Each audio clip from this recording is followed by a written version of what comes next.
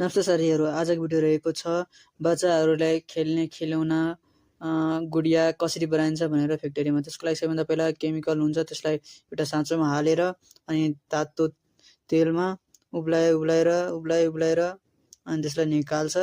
Extra पार्टलाई निकालेर अनि त्यसपछि हाम्रो गुडियाको हेड तयार भइसक्यो। यहाँ अब हेड तयार भएपछि अर्को दाइले त्यसलाई काटेर सबै पार्टलाई एक्स्ट्रा पार्टलाई निकालेर अब त्यसलाई हेडमा कपाल लाउनलाई दिइसकेछ।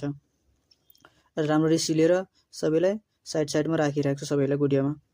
तयार भइसक्यो हाम्रो गुडियाको हेड। बच्चाहरूलाई केटीहरूलाई धेरै मन पराएको, मेलामा गएपछि अब कुनै ठाउँमा देखेपछि धेरै मन पराउँदै त घरमा खेल्नको लागि। यसलाई आँखा सेट गरिरहेको छ यो मसिनकै सहायताले। अब चारैबाट तानेर अनि बिचमा आँखा सेट गरिरहेछ। कति राम्रो। अब हाम्रो बडी तयार भइरहेछ। यता यो मसिनमा केमिकल आउँछ, त्यताबाट प्लास्टिक बन्ने अनि त्यसलाई अटोमेटिक साँचोमा बनिहाल्छ। अब बनेपछि नेक्स्ट स्टेप यसलाई अर्को ठाउँमा हालिदिन्छ। अब यसलाई नि लुगासुगा लाउनु पर्यो।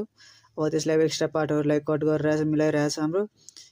अब हात जोड्नलाई थोरै त्यसको दिइरहेछ सेप मसिनको सहायताले। यसलाई अब हात बनाएको हुने हुन्छ अनि त्यो दिएर फिक्स गरिरहेको छ हाम्रो यता अर्को दाइले। यसलाई फिक्स गरेपछि अब यसलाई लुगा लगाइरहेको छ मस्तले।